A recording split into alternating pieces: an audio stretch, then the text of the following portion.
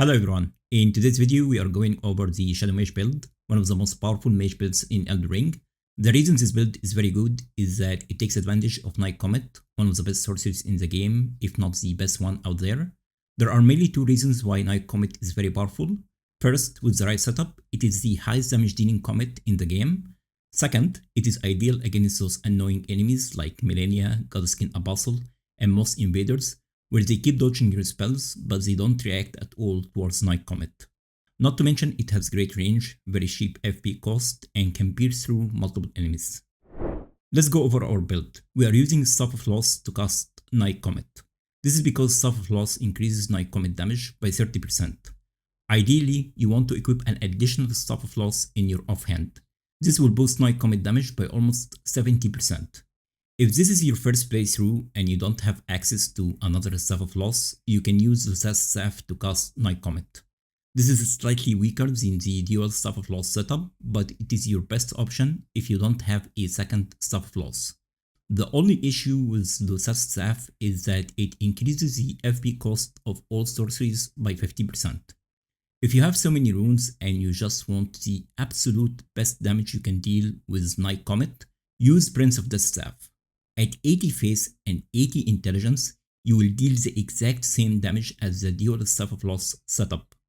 To get the most damage, equip Prince of the Staff in one hand and a Staff of Loss in your offhand, and simultaneously boost face and intelligence beyond 80 until you reach the hard cap of 99 in both attributes.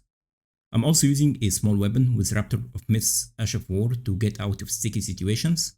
Madding Hand, Black Dumpling, and Aged One's Exaltation will greatly increase all your damage after triggering Madness on your character. It doesn't matter which seal you are using to cast your buffs. I'm using the Golden Order seal because it has 0 weight. Use whatever armor you like. I'm using the Rakshasa armor set to increase all my damage done by 2% per piece. For the talismans, we are using the Graven Mass Talisman, which increases all sorceries damage by 8%. God-free icon would boost the damage of charged spells by 15%. If you don't charge Night Comet, you will not activate this talisman. Magic Scorpion Charm will increase all magic damage by 12%. Beloved Stardust will maximize your casting speed from dexterity, but will cause you to take 30% increased damage. If you have so many runes on your hand, you can boost your dexterity to 70 to maximize your casting speed, and replace Beloved Stardust with Graven Skull Talisman, which increases all sorceries damage by 4%.